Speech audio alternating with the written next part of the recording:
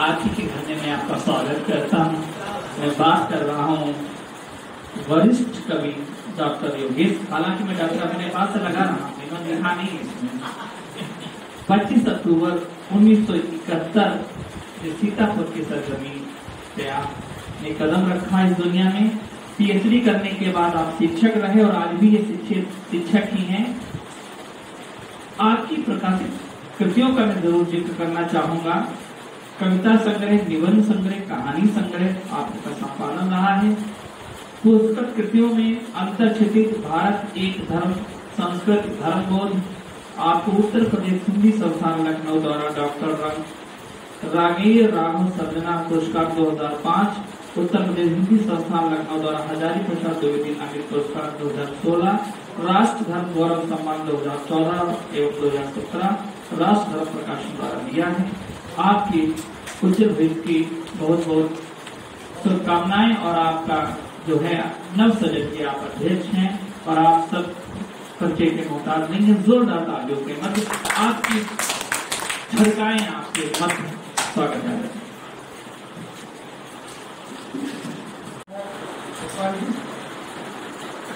मैं सबसे कुछ ले रहा हूँ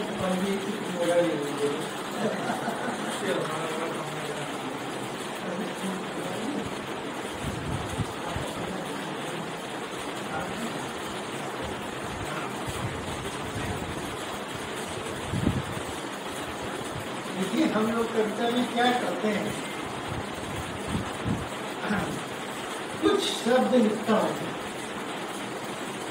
मेरी कविताएं ध्यान से ये सब टूट गया तो फिर कविता कुछ शब्द लिखता हूँ, उनमें से कुछ शब्द काट लेता हूँ,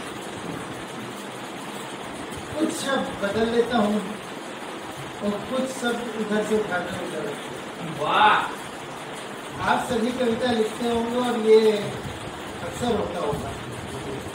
कुछ शब्द लिखता हूँ, उनमें से कुछ शब्द काट देता हूँ, कुछ शब्द बदल देता हूँ, कुछ शब्द इधर से उठाकर उधर रख देता हूँ। समझता हूँ कविता हो गई, समझता हूँ कविता हो गई, पर कविता कहीं ऐसे होती है। कविता शब्दों में होती है पर शब्दों से नहीं होती। कविता शब्दों में होती है पर शब्दों से नहीं होती। अक्सर तो कविता शब्दों के पार से होती है। ये एक स्थिति है। एक मैं अपना नया संग्रह करने जा रहा हूँ और इसमें मैंने कविता शब्द या कवि शब्द जो भी किसी कविता में आ गया उसका शब्द, तो कविता लिखने का एक मैंने जो अभी किया उदाहरण, एक और उदाहरण देखा। मतलब कैसे कविता लिखती है, कब जन्म होता है और हम कैसे उसको लिखते हैं, अगर आप समझें। समय आकाश के किसी मौन क्षण में कौंधी की एक कविता। कविता क्या है? कौंधती है। समय आकाश के किसी मौन क्षण में कौंधी थी एक कविता। क्षण तो नए क्षण को जन्म देकर बीत गया। क्षण को नए क्षण को जन्म देकर बीत गया और कविता के शब्दों को यत्र तत्र बिखेर, और कविता के शब्दों को यत्र तत्र बिखेर बीत गया। मन जो साक्षी था समय आकाश में पहुंचते हुए कविता को देखने का, उसे संकुंजित करना था। सार तत्व काव्य मर्म जो यत्र तत्र बिखेर गया था, शब्दों के बिखरने के साथ मन को जीना था। पुनः वही क्षण जो बीत गया था, जो कविता थोड़ी कठिन है, इसके लिए समझ आती है।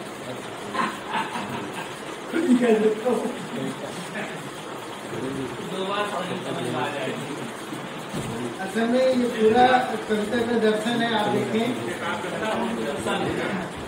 कविता सब लोग लिखते हैं, मैं नहीं जानता कि कौन कैसे लिखता है। मेरा ये मानना है कि कविता कौंधी आपने उसी क्षण नहीं लिखी, तो यत्र तत्र उसके शब्द उठा जाएंगे। अब उस यत्र तत्र शब्दों को आपको फिर पकड़ना है और फिर जो उस क्षण कौंधा था उस क्षण को तो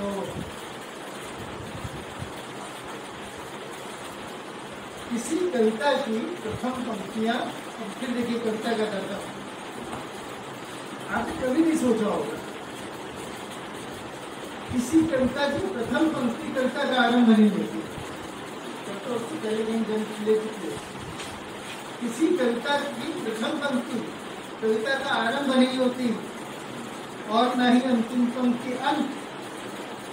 कविता मध्य से ही प्रारंभ होती है सदा और मध्य पर ही संपन्न। ऐसी ही दृष्टि है, सृष्टि है और जीवन। आगे जो देखिए एक चीज और है जो कभी मतलब उसको बहुत बड़ा अच्छे करे, तो मैंने कहा कि चलो इस पर भी कुछ कहता हो जाए अपने आप से। नहीं मुझे कुछ कहना नहीं था, नहीं मुझे कुछ कहना नहीं था, प्रस्तुत दिखना था तुमसे श्रेष्ठ। वाह वाह वाह वाह। नहीं मुझे कुछ कहना नहीं था, प्रस्तुत दिखना था तुमसे श्रेष्ठ। मुझमें कोई गुण तो न था, बस अवगुण को ही अपना था। क्या मुझमें कोई गुण तो न था, पर अवगुण को ही अपना था। और तुम कवि थे श्रेष्ठ, पुरस्कृत और विख्यात। मुझे भी कवि होना था, वह भी तुमसे श्रेष्ठ। इसलिए लेकिन मुझमें कोई गुण तो था नहीं, इसलिए मैंने वह कविता लिखी जिसमें शब्दों की क्लिष्टता थी, उदार भाषा का ज्ञान था, उदार भाषा का ज्ञान का विज्ञान था, दर्शन की दुर्बलता थी। पर सत्य तो ये है, मुझे कोई कविता कहनी नहीं होती, प्रस्तुत दिखना था तुमसे श्रेष्ठ।